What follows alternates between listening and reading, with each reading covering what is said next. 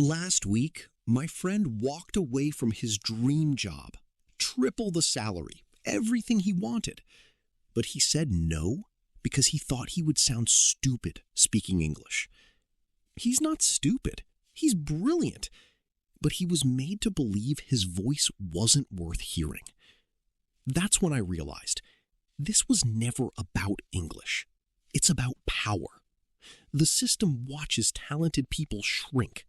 English becomes an invisible wall. Most people don't realize they're trapped until it's too late. But you're watching this, which means you're thinking differently. How much potential are you hiding? Why accept that? In multinational companies, employees who communicate clearly get promoted faster than technically stronger but less expressive ones.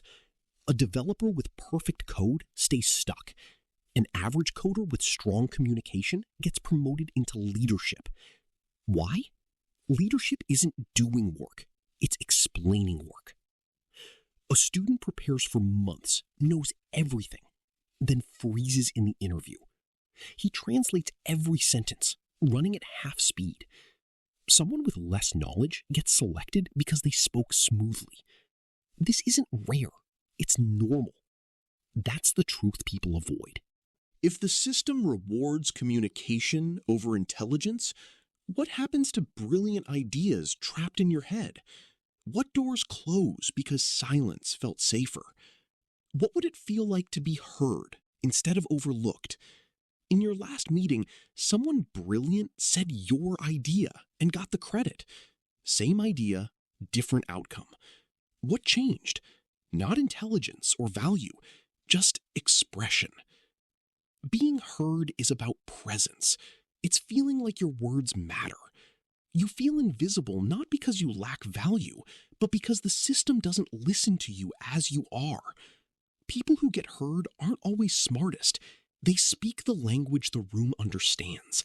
They don't apologize for taking space. You know you could be that person. You just haven't given yourself permission. Imagine talking to someone important, your boss, an investor, not worried about your accent. You're just speaking. You stand taller. Your ideas sound different, not because they changed, but because you're not filtering through fear. That version of you, speaking freely, exists now, inside you. You're just choosing not to let them out. What would you attempt if you weren't afraid of judgment? Fear of judgment isn't about English.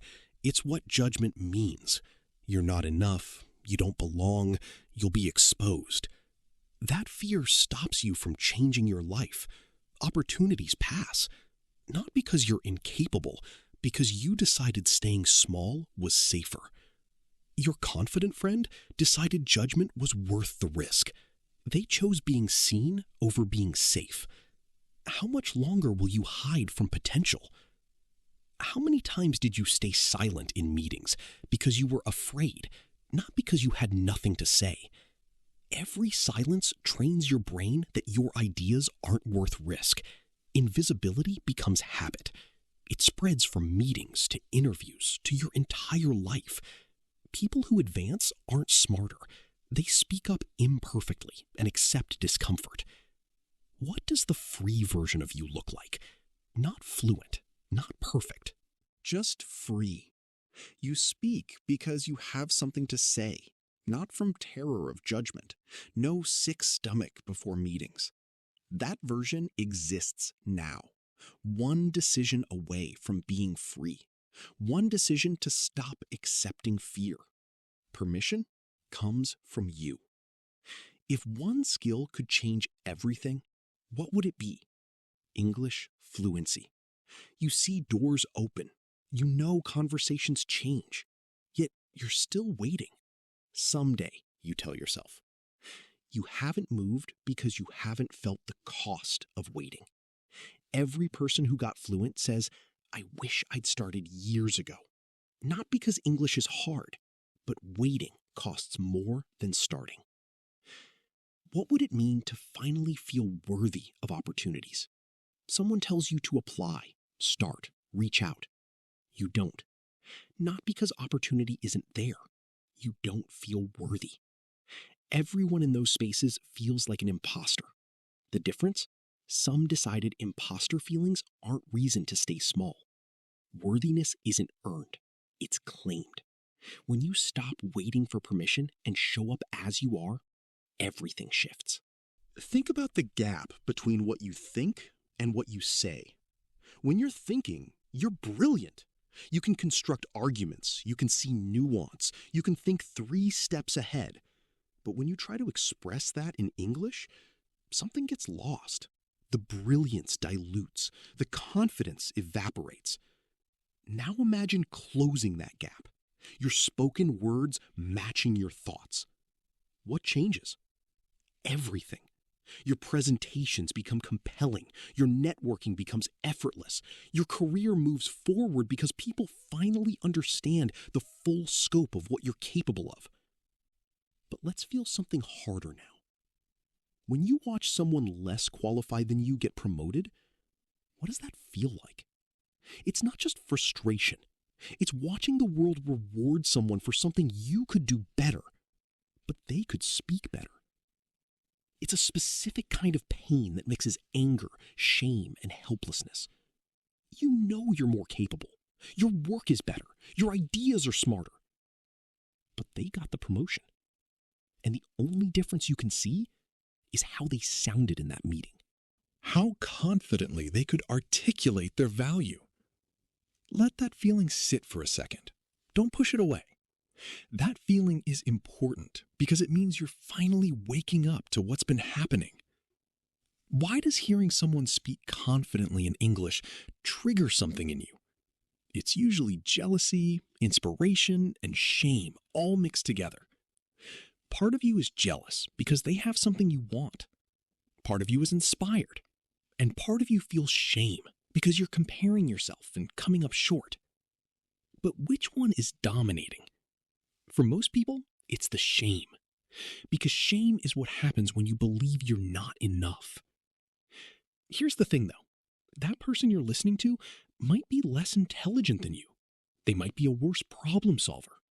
But in that moment, they feel powerful, and you feel small. And that emotional gap, the gap between how they feel and how you feel, that's what the system actually rewards. Not competence, not intelligence, but the feeling of being worthy of the space you're taking up. What emotion do you feel when you realize you turned down an opportunity because of fear? It's regret, but it's a specific kind of regret. It's not the regret of trying and failing. It's the regret of never trying at all. Every time you turn down an opportunity because you're afraid of how you'll sound, you're making a choice about who you are. You're saying, I'm someone who lets fear make my decisions. And then you have to live with that choice. That regret compounds. One rejected opportunity is manageable. But 10, 20, 30? At some point, that regret becomes part of your identity. How does it feel to know that your intelligence is being judged by your accent, not your ideas? It's infuriating. It's humiliating. It's unfair in a way that feels suffocating because you know exactly what's happening and you feel powerless. You walk into a room with a brilliant idea, but the moment you start speaking, you feel the shift in how people are listening. Not to your idea, to your accent. And then your idea has to fight twice as hard to be heard. Not because it's not good, but because people are distracted by how you're saying it instead of what you're saying. You're right that the system is rigged, but sitting in that anger without doing anything about it is just letting the system win twice. When you're silent in a group and later think of the perfect thing to say, what's that feeling?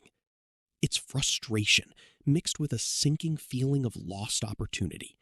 The moment is gone. And here's what happens. You blame yourself. You tell yourself you should have been quicker. But the truth is deeper. Your mind works differently in that moment because you're translating, filtering, monitoring how you sound while trying to think. You're running a cognitive load that native speakers don't have to run. But then you internalize it. You start believing you're not good with people, not quick-witted, not sharp, when actually you just haven't given yourself the freedom to think and speak at the same time. Why do people feel ashamed about their English, even when they're smart in every other way? Because in our minds, English fluency has become tied to worthiness. It's become tied to belonging. You're brilliant at your work. People know this. But the moment you have to speak English in front of people who matter, something shifts.